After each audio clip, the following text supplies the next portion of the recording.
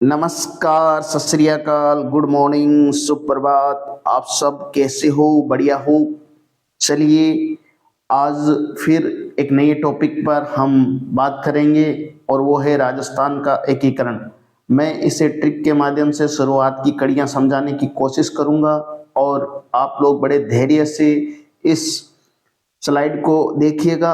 इसमें बहुत सारे क्वेश्चन छुपे हुए हैं, तो आप अच्छे से इस स्लाइड को देखिएगा।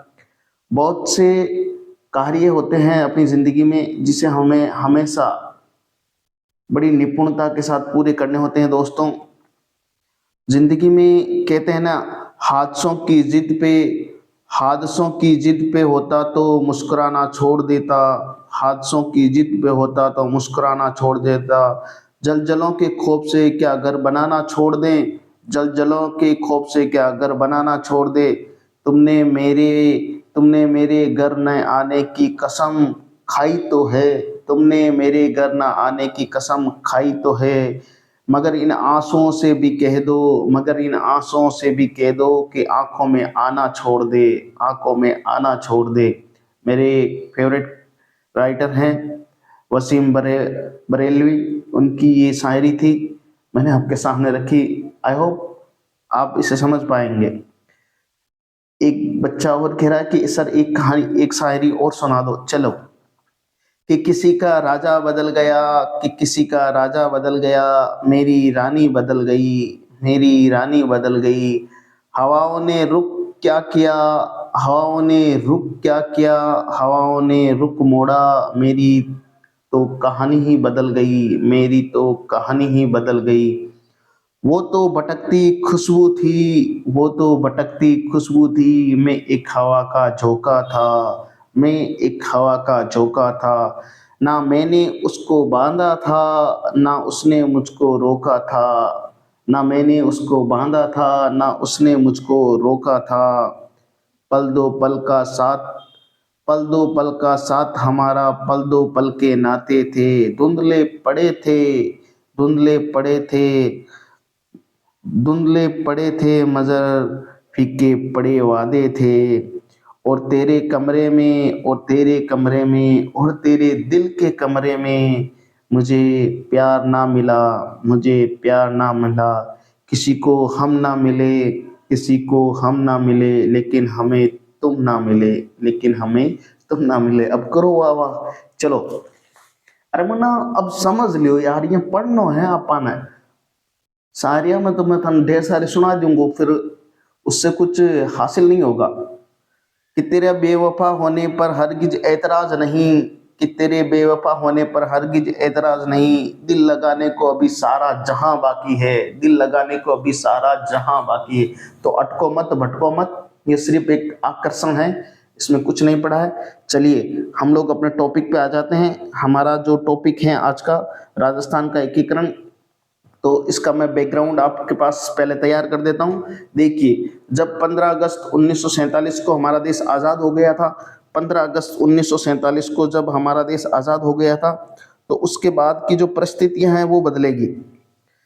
जो अंतरिम सरकार बनी थी उसमें सरदार वल्लभ भाई पटेल, जो सरदार वल्लभ भाई पटेल थे, जो सरदार वल्लभ भाई पटेल थे, उनको क्या बनाया गया? गृह मंत्री बनाया गया था। और जो रियासती विभाग था उसका गठन किया गया, क्योंकि राज्यों का पुनर्गठन, जो राज्य थे उनका निर्माण करना था। उस समय भारत 565 रियासतों में बंटा हुआ था और उन रियासतों का एकीकरण करना एक बहुत टेढ़ा काम था। तो ये सारे की सारी जिम्मेवारी सरदार वल्लभ भाई पटेल, जिसे हम लौह पुरुष कहते हैं, उनको सौंपी गई। और उनके जो सचिव थे वीपी मेनन थे। तो इन दो व्यक्तियों के नेतृत्व में रियासती विभाग, जो रियासतों का एकीकरण करेगा, उन सबको जोड़ा गया।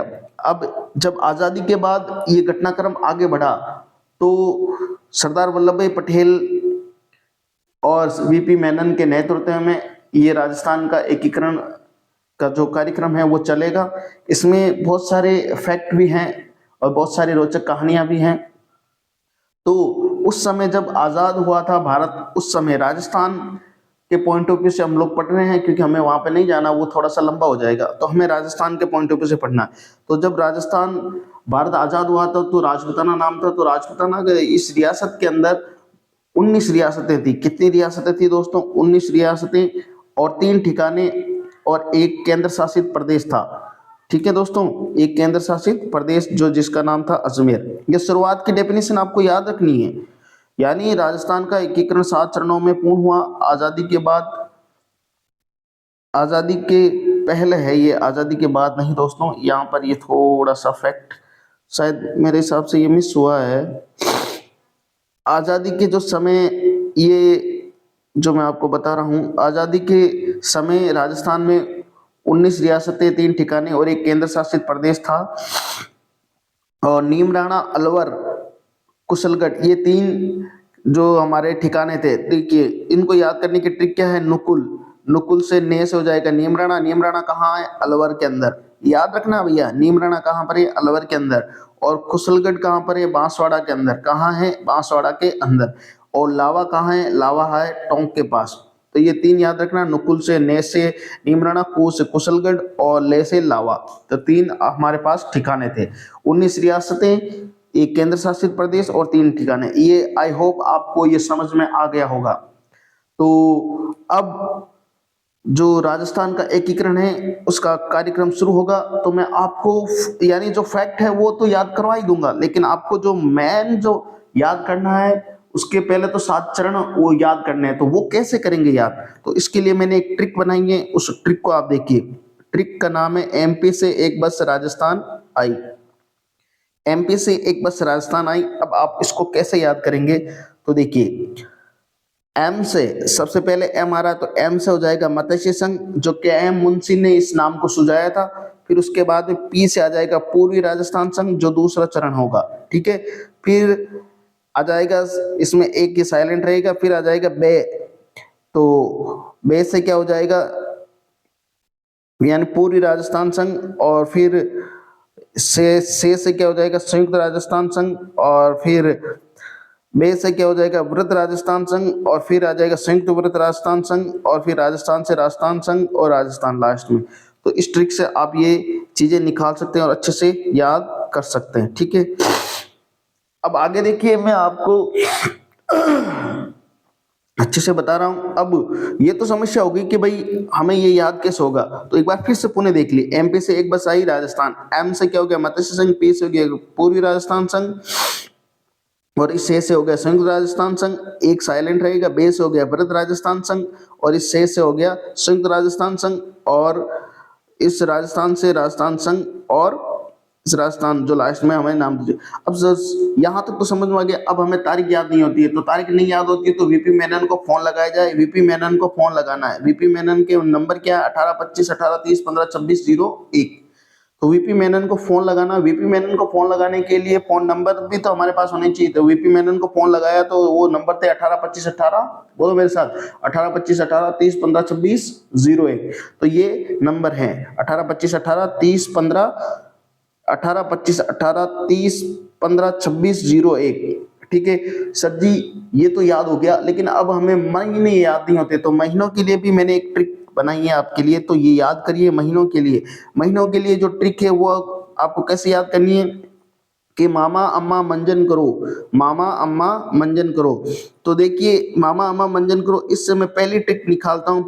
माँ से हो गया मार्च, फिर ये दूसरा माह आ रहा है, फिर इस दूसरे माह से भी क्या हो गया? मार्च। फिर ए से क्या हो गया? अप्रैल। फिर माह से वापस हो जाएगा क्या? मार्च। फिर हो जाएगा मई से मई, और फिर जे से हो जाएगा जनवरी, और फिर ने से हो जाएगा नवंबर। तो ये पूरी की पूरी आपको ट्रिक है, अब आपके दिमाग में आ गई होगी। देखिए वापस देखिए, वीपी मेनन को फोन लगाना। देखिए 3 ट्रिक है। एमपी से बस आई, एमपी से बस आई, इसमें से हमने ये 7 नाम निकाल लिए। उसके बाद वीपी मेनन को फोन लगाना। याद करने का तरीका है, वीपी मेनन को फोन लगाया 18 25 18 30 15 26 01 पर।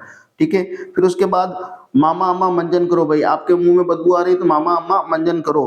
तो मामा अम्मा मंजन करो, तो मई से मार्च, मार्च से मार्च, ए से अप्रैल, माह से मार्च, फिर मई से मई, और फिर जे से जनवरी, और फिर ने से नवंबर। अब गुरुजी हमें याद नहीं होता वर्ष। अरे तो वर्ष तो बहुत बार ये वर्ष बहुत अच्छे हैं। वीपी मेनन ने 3 थप्पड़ 48 को लगाए। वीपी मेनन ने 3 थप्पड़ 48 को लगाए। किसको लगाए? 1948 को। फिर उसके बाद फिर उसके बाद जब वीपी मेनन से माने नहीं तो फिर पटेल ने 2 थप्पड़ और लगाए दूसरे गाल पर 49 को। कितने? 49 को 2 थप्पड़ और लगाए। तो यानी 3 थप्पड़ का मतलब 1948, 2 थप्पड़ का मतलब 1949। अब फिर 50 और 56 तो याद रखना ही है, क्योंकि हमारा जो संविधान लागू हुआ था 26 जनवरी 1950, और राजस्थान का जो लास्ट चरण है वो 1956 में पूर्ण होगा। तो ये आपको पेज अच्छे से समझ में आ गया होगा। अब आप अच्छे से इसको देख लीजिए। ठीक है दोस्तों, अब चलिए आगे चलते हैं हम अपनी अगली स्लाइड पर। आने से पहले मैं आपको थोड़ा सा स्किप कर रहा हूं। चलिए,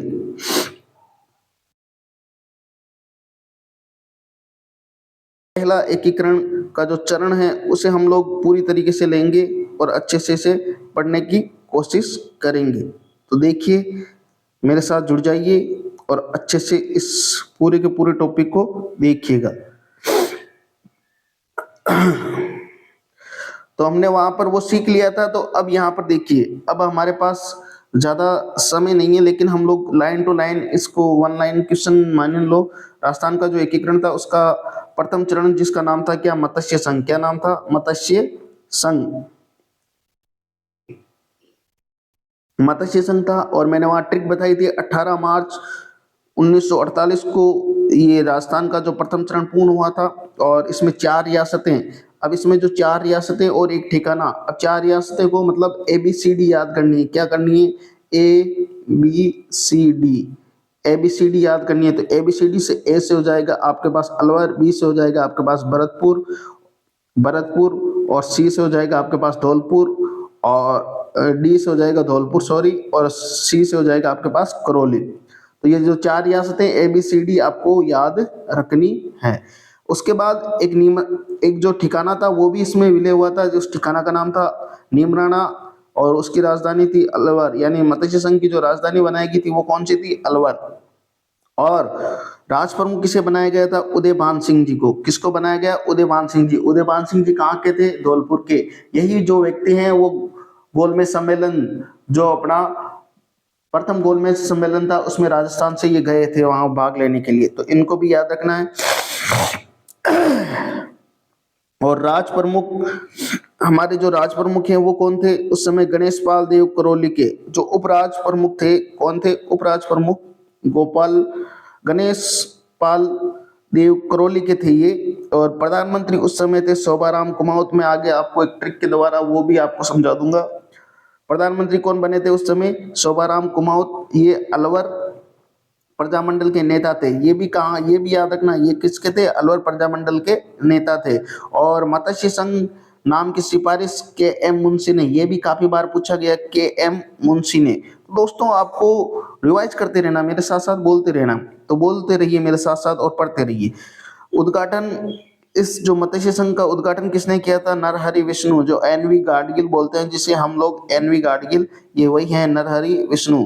और इस समय जो ये प्रथम चरण था इसका जो इसकी औसत आयु कितनी थी? 1.84 लाख रुपए, और जनसंख्या 18,37,994, और क्षेत्रफल इसका था 12,000 वर्ग किलोमीटर।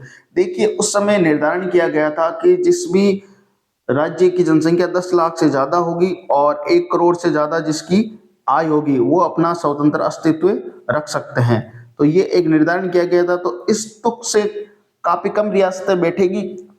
तो अधिकतर जो रियासतें थी छोटी छोटी उनको तो एक साथ जोड़ दिया गया, और जो इस फॉर्मूले में फिट होती है वो रियासतें छोटी होगी।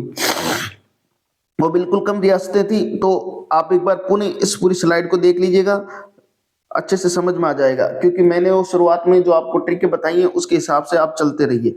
चलिए ठीक है दोस्तों, ये पहली स्लाइड आपको प्रथम एकीकरण का जो चरण था वो आपको अच्छे से समझ में आ गया। आपको तारीख याद रखनी है, इसमें जो मोस्ट फैक्ट थे, क्योंकि ऐसे पूछे जाते हैं दोस्तों। चलिए अब हम चलते हैं।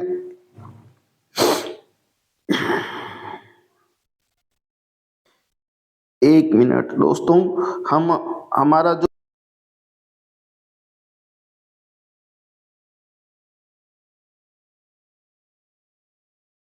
ले लेते हैं और दूसरे चरण को हम अच्छे से पढ़ेंगे।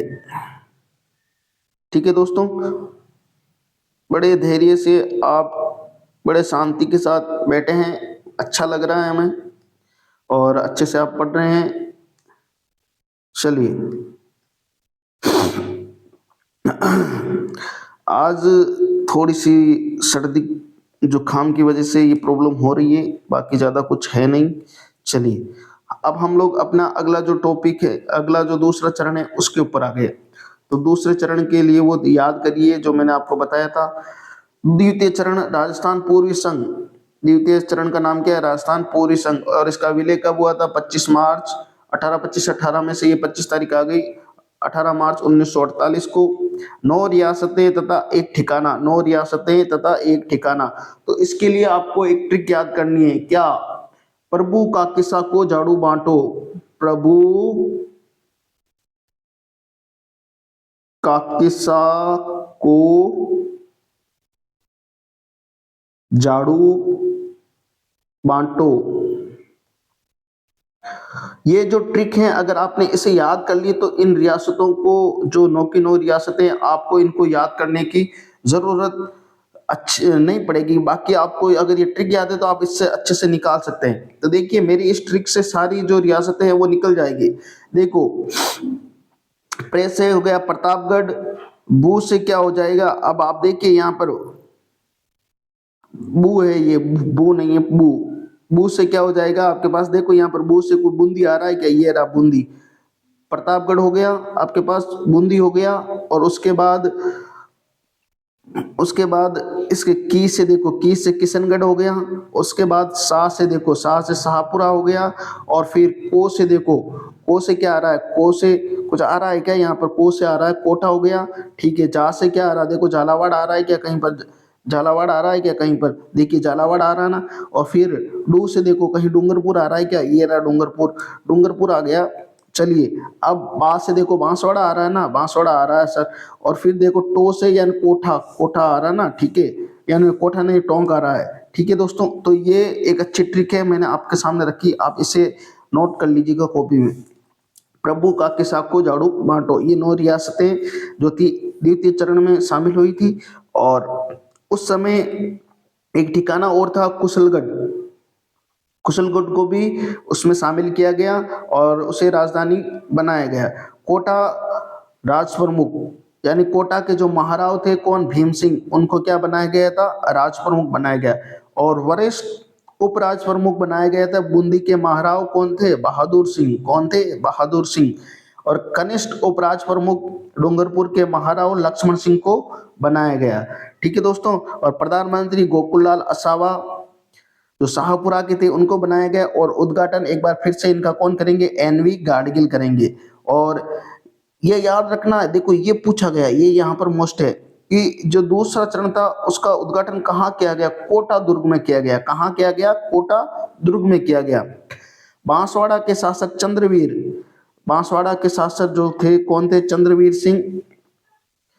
बांसवाड़ा के शासक चंद्रवीर सिंह का क्या कहना था? बांसवाड़ा के शासक चंद्रवीर सिंह ने एकीकरण के विलय पत्र पर हस्ताक्षर करते समय कहा कि मैं अपने डेथ वारंट पर हस्ताक्षर कर रहा हूं। ये लाइन आपको अच्छे से याद रखनी है। कौन से ऐसे शासक थे जिसने ये कहा था कि मैं अपने डेथ वारंट पर हस्ताक्षर कर रहा हूं? तो वो थे बांसवाड़ा के, कौन थे? बांसवाड़ा के चंद्रवीर सिंह, ये याद रखना है। अब इस चरण की जो द्वितीय चरण थी, इसकी वार्षिक आय 2 करोड़ से ज्यादा थी। और कुल क्षेत्र देखो, इसमें 9 रियासतें मिलाई है तब जाकर इनकी टोटल आय हुई थी 2.6 करोड़। और इसका कुल क्षेत्रफल था 16,807 वर्ग किलोमीटर। और कुल जनसंख्या थी 23.5 लाख। ठीक है दोस्तों, ये एक बार फिर से आप अच्छे से इस स्लाइड को देख लीजिएगा और अच्छे से एक बार फिर ये जो ट्रिक लिखवाई थी मैंने, इसको याद करना। इसमें जो मुख्य मुख्य बातें हैं वो भी याद करनी है। एक ये कोटा दुर्ग वाली ये घटना, ये याद अच्छे से रखनी है। ठीक है दोस्तों, चलिए अब हम अपना अगला जो चरण है उसके ऊपर चलते हैं। अगले चरण के अंदर हम लोग ले लेंगे अपना अगला तीसरा चरण। कौन सा चरण आ रहा है मित्रों? तीसरा चरण। तो देखिएगा, मैं आपको पूरी तरीके से अच्छे से बताने की कोशिश कर रहा हूं मित्रों, ताकि आपको दोबारा ये पढ़ना ना पड़े और अच्छे से इसी चरण में याद हो जाए। तो आपको अच्छे से देखते रहना है। आप शायद धीरे धीरे करके ये जो सारे चरण हैं हम इनको विस्तारित रूप से देखते रहेंगे और हम लोग अच्छे से समझ जाएंगे। तो दोस्तों आप धैर्य बना के रखिए और ज़्यादा आपको भागना नहीं है, हमें सिर्फ अपने उस कर्तव्य के साथ इन सब चीज़ों को पढ़ते रहना है। परीक्षा के पॉइंट ऑफ व्यू से जो अच्छे अच्छे फैक्ट हैं वो मैं आपके सामने रखते जा रहा हूँ। चलिए तीसरा चरण। तीसरे चरण का नाम हमारे उस ट्रिक से लो शेष संयुक्त राजस्थान। ठीक है, अब इसका विलय कब हुआ? 1825-18, उसमें से हमने 18 एक और तारीख ले ली। मम्मा अम्मा यानी ए से अप्रैल हो गया 1948, इसका यानी 18 अप्रैल 1948 को तीसरे चरण का गठन हुआ या विलय हुआ और पूर्वी राजस्थान प्लस उदयपुर जो दूसरा चरण था उसमें उदयपुर एक रियासत को जोड़ा गया और राजधानी भी उदयपुर को बनाया गया। और यहाँ पर राज प्रमुख किसे बनाया जाएगा? भूपाल सिंह, जो किसके थे? मेवाड़ के, यानी राज प्रमुख महाराणा भूपाल सिंह को बनाया गया। और वरिष्ठ यानी उप राज प्रमुख किसे बनाया गया? भीम सिंह जी कोटावालों को बनाया गया। और प्रधानमंत्री इस समय, अब यहाँ पर थोड़ा सा चेंज हो रहा है, देखो प्रधानमंत्री कौन आ जाएगा? माणिक्यलाल वर्मा आ जाएंगे, जो कहाँ के हैं? मेवाड़ के हैं। और उद्घाटन यहाँ पर आप करेंगे, भारत के प्रधानमंत्री कौन है? पंडित जवाहरलाल नेहरू। और माणिक्यलाल वर्मा ने कहा, देखिए ये कोटेशन एक इम्पोर्टेंट है, आपको कई किताबों में नहीं मिलेगी लेकिन मैं बता देता हूँ, इसमें मेरी जो ये तो नोट्स की डायरी है उसमें से ये मैंने उठाया है। माणिक्यलाल वर्मा ने क्या कहा था कि महाराणा भूपाल सिंह एवं उनका दीवान मेवाड़ के 20 लाख लोगों के भाग्य का निर्धारण अकेले नहीं कर सकता है, क्योंकि ये बंदूक के डर पर डराने की कोशिश कर रहे थे उस समय। तो इनको एक ऐसा कह सकते हैं कि समझाया गया और उनको फिर ये पद दिया गया। कौन सा पद?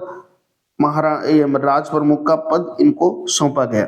ठीक है, और फिर इस जो चरण की औसत आयु 3.16 करोड़ थी, क्षेत्रफल लगभग 29,777 किलोमीटर वर्ग किलोमीटर, और जो कुल जनसंख्या थी 42,60,918। आई होप ये आपको तीसरा चरण अच्छे से समझ में आ गया होगा। चलिए अब हम लोग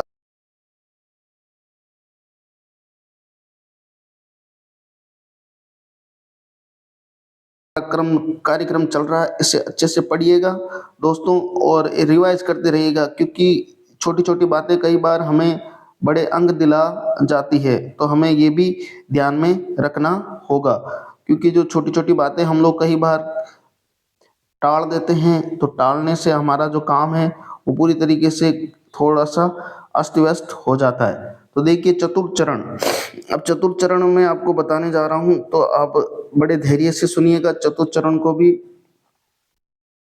तो दोस्तों चतुर्थ चरण जो आपके सामने आया है वो है वृद्ध राजस्थान का। किसका है? वृद्ध राजस्थान का। तो आप इसे भी अच्छे से देखिएगा। जो देखिए चतुर्थ चरण में है क्या? चतुर्थ चरण का नाम क्या है? वृद्ध राजस्थान। क्या है? वृद्ध राजस्थान। और ये 30 मार्च 1949 को विलय हुआ था राजस्थान में। और इसमें 4 रियासतें आपको याद रखनी है। 4 रियासतें कौन कौन सी याद रखनी है? ट्रिपल जे बी, यानी triple J B, triple J B. अब ट्रिपल जे बी से क्या याद करेंगे? जे से जयपुर, जे से जोधपुर, जे से जैसलमेर और बी से बीकानेर। ठीक है, तो ये याद हो गया। इसमें एक ठिकाना जो लास्ट में हमारे पास बचा था, लावा, वो भी इसमें विलय हो जाएगा। और संयुक्त राजस्थान में जयपुर, जोधपुर, जैसलमेर वे बीकानेर रियासतों और लावा ठिकाने का विलय हुआ था। ये आपको याद रखना है। और इसके अब देखिए राजस्थानी, अब राजस्थान की यानी ये पूछा जाता है कि राजस्थान की राजधानी कौन से चरण में बनाई गई थी, तो चौथे चरण में, और जयपुर। अब इसका जो भी जिस समिति से बना, हम लोग आगे इसमें पढ़ेंगे कौन सी समिति थी उसके द्वारा इसको बनाया गया। और महाराज प्रमुख इस समय जो ये चौथा चरण है इसमें महाराज प्रमुख किसे बनाया गया था? भोपाल सिंह के, मेवाड़, जो मेवाड़ वाले भोपाल सिंह है उनको बनाया गया। और राज प्रमुख, अब यहाँ से थोड़ी सी कहानी चेंज हो रही है, क्योंकि जयपुर एक बड़ी रियासत थी तो उसको मिलाया गया। तो जयपुर के उस समय शासक थे सवाई मानसिंह। कौन थे? सवाई मानसिंह, उनको राज प्रमुख बनाया गया। और प्रधानमंत्री हीरालाल शास्त्री जयपुर के जो थे उनको बनाया गया। और इसका उद्घाटन हमारे जो इसका कार्यक्रम के प्रणेता हैं कौन? सरदार वल्लभ भाई पटेल, लौह पुरुष। इनकी एक खासियत है, एक हाथ में डंडा और एक हाथ में गाजर रखते थे। प्यार से मारने वाले को गाजर खिलाते थे और प्यार से नहीं मारने वाले के खिलाफ कार्रवाई करते थे। ये डंडा और गाजर इनका प्रतीक माना जाता है। तो ये चौथा चरण आपको अच्छे से समझ में आया होगा। एक बार फिर से इसे देख लीजिए और चौथे चरण की जो भी घटनाक्रम है आप इसे पूरी तरीके से वापस देख लीजिए। ठीक है दोस्तों, अब मैं आपको अगला जो चरण है वो मैं बताने जा रहा हूँ। अगला जो चरण है उससे पहले मैं आपको ये जो थोड़ा सा घटनाक्रम है उसको मैं आपके सामने रख दूं ताकि आपको अच्छे समझ में आ जाए। क्योंकि मैंने यहाँ बताया था ये जो राजधानी का हमने जिक्र किया था, ये राजधानी कौन सी समिति, जो पी सत्यनारायण राव समिति के अनुसार उसकी रिपोर्ट आई थी, उसके अनुसार इसको बनाया गया। और जो ये जो चार ये है इन्होंने झगड़ा पैदा किया था, तो इनके झगड़े का भी निपटारा किया था। तो आपको मैं स्लाइड पे ले चलता हूँ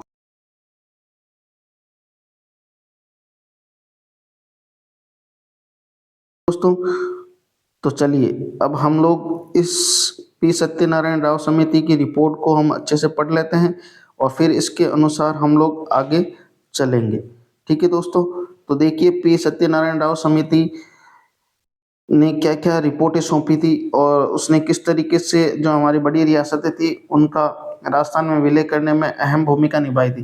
देखिए पी सत्यनारायण राव समिति के अनुसार निम्नलिखित विभागों का गठन किया गया। देखिए उस समय जो ये हमारा राजस्थान है, उस राजस्थान की जो राजधानी है, और ये राजधानी उस समय सेट की गई थी जयपुर को। किसको? जयपुर को बनाया गया था। और जयपुर के उस समय राज प्रमुख कौन थे? सवाई मान सिंह। ठीक है, आपको ये भी याद रखना है। उसके बाद देखिए न्याय विभाग, हम लोग जोधपुर पे आ जाते हैं। देखिए जोधपुर वाला जो भाग था वो इम्पोर्टेंट था। जोधपुर के उस समय शासक थे हनुवंत सिंह। कौन थे? हनुवंत सिंह। जो हनुवंत सिंह थे वो इसमें मिलना ही नहीं चाहते थे, वो पाकिस्तान की ओर मिलने के लिए अग्रसर हो रहे थे। जो जैसलमेर जो था, जैसलमेर भी पाकिस्तान के बॉर्डर के लगता था। तो ऐसा कह सकते हैं जैसलमेर का पूरी तरीके से संरक्षण जोधपुर के अधीन ही हुआ करता था, कि जोधपुर के पास बड़ी सेना थी तो जोधपुर के अधीन ही हुआ करता था। तो उस समय ऐसा कहते हैं कि हनुमंत सिंह का ज्यादा झुकाव पाकिस्तान की ओर हो रहा था। लेकिन वीपी मेनन और सरदार वल्लभ भाई पटेल की सूझबूझ से जोधपुर के शासक हनुवंत सिंह को समझाया गया और उन्हें कहा गया कि आपको जो जोधपुर का जो विभाग है या जोधपुर का जो एरिया है उसको न्याय विभाग, यानी जो राजस्थान का हाई कोर्ट है वो अभी कहाँ पर है? जोधपुर के अंदर। वर्तमान में जोधपुर के अंदर न्यायिक विभाग का कार्यालय स्थित है। फिर उसके बाद बीकानेर, जो तो बड़ी रियासत थी बीकानेर, उसको भी राजस्थान में मिलाया गया, तो उसको शिक्षा विभाग का कार्यालय सौंपा गया। फिर वन विभाग था, वन विभाग का जो कार्यालय है वो किसे सौंपा गया? कोटा को सौंपा गया। फिर कृषि विभाग जो है, कृषि विभाग का कार्य भरतपुर को सौंपा गया। और खनिज विभाग का जो कार्य है वो उदयपुर को सौंपा गया। और जो ये जो चरण था, इंपॉर्टेंट चरण, और इसी दिन से राजस्थान दिवस मनाते हैं, 30 मार्च को राजस्थान दिवस के रूप में मनाते हैं। अभी जो हमारे भजनलाल राजस्थान के सीएम हैं, भजनलाल जी, उन्होंने जो चैत्र मास का जो प्रथम तिथि आती है उस दिन से इसको मनाना प्रारंभ कर दिया है राजस्थान दिवस को। तो ये एक अलग फैक्ट है, वो आप ध्यान रखिएगा। तो ये जो समितियां थी मैंने आपके सामने रखी है, आप इनको याद करिएगा अच्छे से। चलिए हमने 4 चरण पढ़ लिए हैं, तो हम लोग अब 5वें चरण में चलते हैं।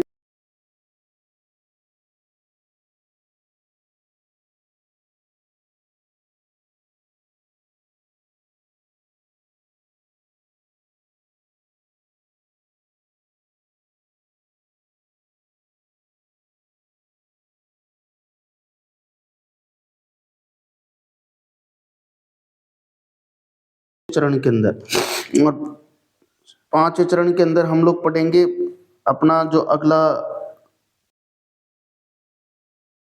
क्रम था उसे हम अच्छे से पढ़ने की कोशिश करेंगे। मैंने जो ट्रिक बताई है आपको उस ट्रिक के हिसाब से ही चलना है मित्रों, और अच्छे से इन चीज़ों को नोटेट करते रहना।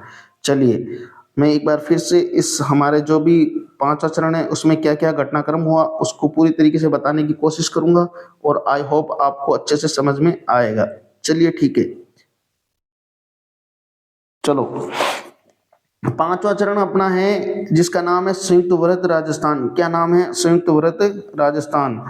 और इसका विलय हुआ था 15 मई 1825, 1830, 15, यानी 15 मई 1949 को। ठीक है।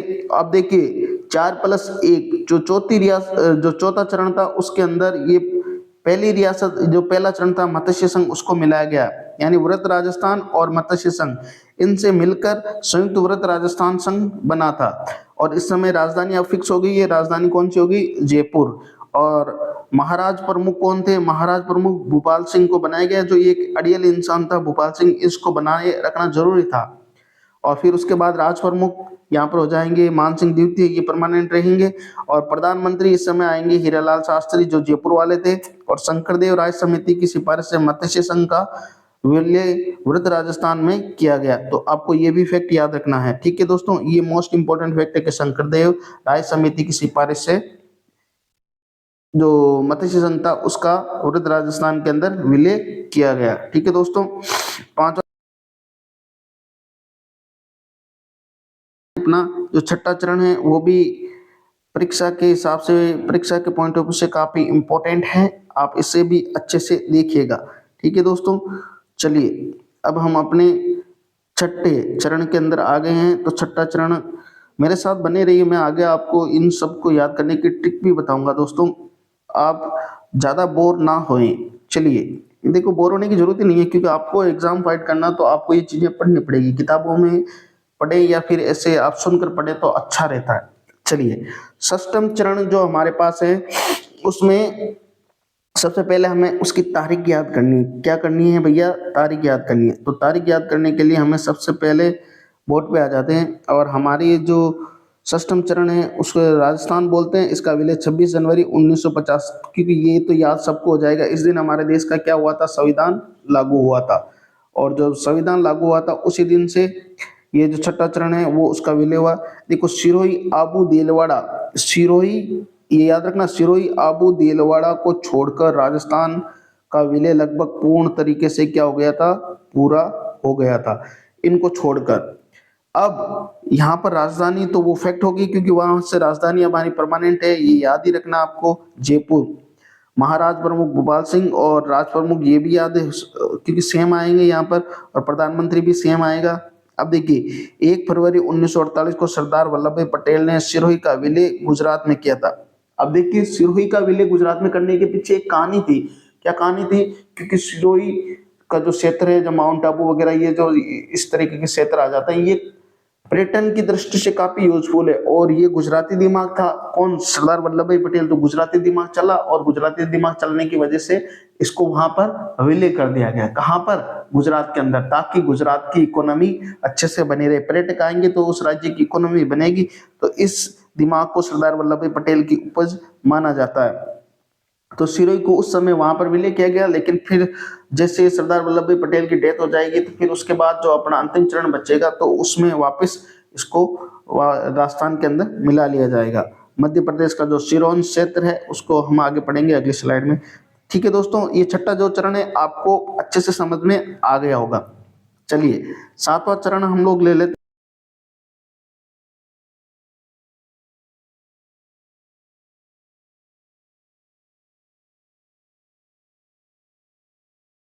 देखिए, एक और इम्पोर्टेंट जो जानकारी है वो मैं आपके सामने साझा कर देता हूँ, क्योंकि ये भी थोड़ा सा फैक्ट है, तो आप इसे भी ध्यान में रखिएगा। क्योंकि मैं नहीं चाहता कि कोई भी आपके सामने जानकारी अगर मेरे पास अवेलेबल है मैं वो छोड़ दूँ, तो ऐसा नहीं होगा। चलिए, इसमें थोड़ी सी और जानकारी है वो मैं आपके सामने फिर से ऐड कर देता हूँ, तो देखिएगा। थोड़ी सी और जानकारी क्या है वो आप सबके सामने रख रहा हूं मैं। बलवंत सिंह मेहता व गोकुलभाई भट्ट को गोकुलभाई भट्ट के आंदोलन के कारण 26 जनवरी 1950 को सिरोही। देखो ये जो है ना, अब ये याद रखना है, मैंने बताया था ना वो जो कहानी थी गुजराती दिमाग वाली, तो यहाँ पर अब राजस्थानी दिमाग चल रहा है। बलवंत सिंह मेहता और गोकुलभाई भट्ट के आंदोलन के कारण 26 जनवरी 1950 को सिरोही को राजस्थान में शामिल किया गया और आबू देलवाड़ा क्षेत्र को गुजरात में शामिल कर दिया गया। अब सिरोही को तो इसमें शामिल कर दिया, लेकिन आबू और देलवाड़ा जो मुख्य स्थान थे उनको कहाँ गुजरात में मिला दिया गया। फिर हीरालाल शास्त्री जो थे उन्होंने पत्र लिखा कि सिरोही का अर्थ गोकुल भाई भट्ट, सिरोही का अर्थ क्या होता है, गोकुल भाई भट्ट हैं, इनके बिना हम राजस्थान नहीं चला सकते। यानी फैक्ट था ये, हीरालाल जो शास्त्री उस समय प्रधानमंत्री थे या मुख्यमंत्री, उन्होंने कहा था कि भाई साहब, वह पत्र लिखा था इस जो रियासती विभाग को और कहा कि भाई सिरोही के बगैर, यानी जो सिरोही है वो गोकुल भाई भट्ट के बगैर तो पूरी तरीके से अलग ही हो जाएगा, उनके बगैर हम राजस्थान को चला नहीं सकते। तो इस घटनाक्रम को देखते हुए सिरोही को फिर राजस्थान के अंदर मिला दिया गया। 26 जनवरी 1950 को राजस्थान शब्द को संवैधानिक मान्यताएं प्रदान हुई, यानी जो राजस्थान जो शब्द है उसको संवैधानिक रूप से स्वीकार कर लिया गया। तो ये जो फैक्ट था वो मैंने आपके सामने रख दिया। अब देखिए जो 7वां चरण है अपना अंतिम, और उसके साथ ही फिर हमारा ये जो राजस्थान की एकीकरण जो है वो पूर्णतः पूरा हो जाएगा। ठीक है दोस्तों, तो 7वां चरण आपके सामने स्लाइड पे आ गया है, आप इसे अच्छे से देख लीजिएगा। ठीक है दोस्तों, 7वें चरण में हम लोग पूरा पढ़ेंगे इसको और फिर उसके बाद कुछ ट्रिक्स हैं वो मैं आपको अच्छे से समझाऊंगा। ठीक है, चलिए 7वें चरण में देखिए, 7वें चरण की जो मुख्य बातें हैं वो क्या क्या हैं, अब आप इसे अच्छे से समझ लीजिए। 7वां चरण ये 1 नवंबर 1956 को पूर्ण हुआ था। और राज्य पुनर्गठन आयोग, राज्य पुनर्गठन आयोग, देखिए यहाँ पर मैं थोड़ा सा क्लीन कर देता हूँ फिर से। राज्य पुनर्गठन आयोग की सिफारिश पर, राज्य पुनर्गठन आयोग जो था उसकी सिफारिश पर अजमेर, मेरवाड़ा, माउंट आबू, देलवाड़ा को राजस्थान में विलय किया गया, ये याद रखना है। देखिए वहां पर जो सिरोही था, गोकुल भाई भट्ट की अनिवार्यता को इम्पोर्टेंस दिया गया तो उसको मिला लिया गया वहां पर उस समय। लेकिन अब देखिए 1956 का जो दौर आता, उस समय हमारे जो ये गृह मंत्री थे, कौन कौन थे भाई गृह मंत्री, सरदार वल्लभ भाई पटेल, उनकी डेथ हो चुकी थी। तो उनकी डेथ के बाद में ये जो हुआ था, अजमेर, माउंट आबू, देलवाड़ा का राजस्थान में विलय किया गया। और मध्य प्रदेश के सुनील टप्पा को राजस्थान में, और सिरोंज, जो मध्य प्रदेश का जो सुनील टप्पा जो क्षेत्र था हमारे, जो ये राजस्थान के अंदर जो लगने वाला जो ये क्षेत्र है, देखिए मैं यहाँ पर बता देता हूँ, थोड़ा सा ये बन तो रहा है, चलिए मैं आपके सामने ये बना ही देता हूँ। चलिए देखिए ये जो हमारा जो हम लोग हमारा ऐसे राजस्थान देखते हैं, और ये जो यहाँ वाला जो क्षेत्र है सुनील टप्पा, इसको राजस्थान के अंदर मिला दिया गया। और जो सिरोन क्षेत्र था, इधर वाला जो पास वाला जो सिरोन क्षेत्र था, उसको एमपी को दे दिया गया। ठीक है दोस्तों, यानी मध्य प्रदेश को दे दिया गया। अब राजधानी स्थायी रूप से हो गई कौन सी, जयपुर। मुख्यमंत्री मोहनलाल सुखाड़िया, राज्यपाल उस समय देखिए, अब यहाँ पर चुनाव हो गए, 1952 में चुनाव हो जाते हैं, तो उस समय हमारे निर्वाचित मुख्यमंत्री मोहनलाल सुखाड़िया, और राज्यपाल कौन हो गए, गुरमुख निहाल सिंह। कौन थे, गुरमुख निहाल सिंह।